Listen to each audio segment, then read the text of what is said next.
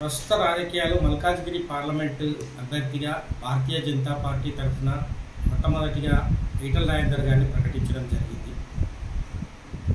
ఈటల రాజేందర్ గారు మల్కాజ్గిరి పార్లమెంట్లో అందరికీ కూడా సుపరిచితులే. అది కాకుండా ఆయన వ్యక్తిగతంగా కూడా తెలంగాణ ఉద్యమంలో కూడా ఉద్యమకారుడుగా ఉంటూ అందరితో టచ్లో ఉంటూ అందరినీ కూడా పలకరిస్తూ అందరి వాళ్ళ యొక్క కష్టాలు తన కష్టాలు అనుకుంటూ అందరితో కూడా మమేకమై తిరిగే వ్యక్తి ఈటల రాజేందర్ గారు.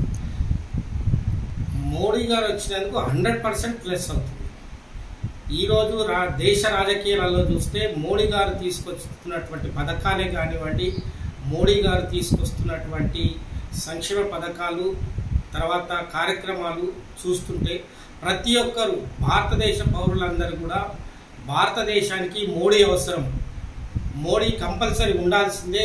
ఇక్కడ మన రాష్ట్రాలలో ఎవరున్నా దేశంలో ప్రధానమంత్రిగా మోడీ ఉండాలని చెప్పి ఆయన చరిష్మా ఉంది, ఆయన మంచి నాయకుడు అని చెప్పి గుర్తించి అది చేస్తున్నాం. మల్కాజ్గిరిలో మొన్న రోడ్ షోతోని ఒక మంచి వాతావరణము మల్కాజ్గిరి పార్లమెంట్లో ఏర్పడింది. మల్కాజ్గిరి పార్లమెంటుకు ఆయన వచ్చిన తర్వాత ఆయన నాగర్ కర్నూలు మీటింగ్లో కూడా ఆయన ఒకటే అన్నాడు, మల్కాజ్గిరి పార్లమెంట్ స్థానంలో మంచి నాకు జనాలు నీరాజనాలు పట్టిరు, ఫస్ట్ గెలవడం చాలా అవసరం కాబట్టి దాంట్లో మీరు గెలిచి నాకు గిఫ్ట్గా ఇవ్వాలని చెప్పి ఆయన చెప్పడము చాలా సంతోషదాయకమైన విషయం.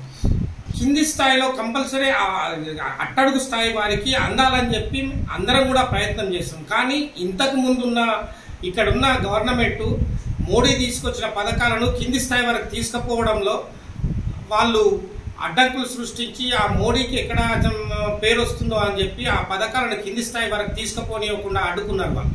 కాబట్టి ఇప్పుడు మేము ఆ పథకాలన్నింటినీ కూడా కింది స్థాయి వరకు తీసుకెళ్లి బీద బడుగు బలహీన వర్గాలకు ఆ పథకాలతో జరిగే మేలును వాళ్ళకందరికీ కూడా తెలియజేస్తాం. మోడీ తీసుకొస్తున్న పథకాలతో ఎవరెవరికి ఏందనేది ఎట్లా లబ్ధి చేకూరుస్తుంది అనేది వివరించి వాళ్ళకి చెప్పి మేము మల్కాజ్గిరిలో ముందుంటామని చెప్పి మేము భావిస్తున్నాం. మేము ఎమ్మెల్యే లేకున్నా కానీ ఈరోజు మోడీ చరిష్మాతోని 100% మల్కాజ్గిరిలో గెలుస్తున్నాం. మోడీ గారి వారు చేస్తున్న పనులే కానీ వారు తీసుకొస్తున్న పథకాలనే కానీ ప్రజలలో చాలా ఉంది, ప్రజలు కూడా కోరుకుంటున్నారు కంపల్సరీ మోడీ ఉండాలని చెప్పి. కాబట్టి మోడీ గారి చరిష్మాతోనే మల్కాజ్గిరి పార్లమెంట్లో కంపల్సరీ మేము గెలుస్తాం. తెలంగాణలో మ్యాక్సిమం మేము 12 సీట్లు గెలుస్తామని ధీమాగా చెప్తున్నాం. ఒకవేళ 12 లేకుండా 10 మాత్రం కంపల్సరీ మేము గెలుస్తున్నాం. 10 సీట్లు పక్కడబందీగా మేము ప్లాన్తో మేము గెలుస్తున్నాం. ఇప్పుడు మీరు కన్వీనర్గా మీరు మల్కాజ్గిరిలో ఉన్నారు కదా, ఎంత మెజార్టీతో గెలిపించుతానంటున్నారు?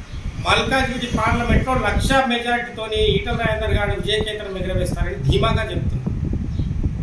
మీ ఇప్పుడు ఎక్కడెక్కడ మీ ప్రోగ్రామ్స్ అనేది నిర్వహిస్తున్నారు ప్రస్తుతం? ఇప్పుడు ఈటల రాజేందర్ గారు రోజు వారి కార్యక్రమాలు నిర్వహిస్తున్నాం. ఈరోజు కూడా పొద్దున్నే కుత్బుల్లాపూర్ పోయారు, అక్కడి నుంచి మేడ్చల్ వెళ్తున్నారు. ప్రతిరోజు కార్యక్రమాలు ఉంటున్నాయి కాబట్టి ఒక్కొక్క కాన్స్టిట్యున్సీలో 7 కాన్స్టిట్యున్సీలు ప్రతిరోజు 7 కాన్స్టిట్యున్సీలో ఒక ప్రోగ్రాం ఉండేటట్టు ఆయన మేము ప్లాన్ చేస్తున్నాము. ప్రతిరోజు ఒకే దగ్గర ప్రోగ్రాం లేకుండా 7 రోజులు ప్రతి వారంలో 7 రోజులు మాకున్న 7 కాన్స్టిట్యున్సీలో ప్రతిరోజు కాన్స్టిట్యున్సీ వైజ్గా ఒక్కొక్క ప్రోగ్రాం ప్రతిరోజు 7 కాన్స్టిట్యున్సీలో ఒక ప్రోగ్రాం ఉండాలనే దాని మీద మేము ప్లాన్ చేసుకుంటూ ముందుకు పోతున్నాం. సో ఇక్కడ మీకు పబ్లిక్లో వెళ్తున్నప్పుడు మీకు ఏ విధమైన ఎదురింపులు ఏర్పడుతున్నాయని?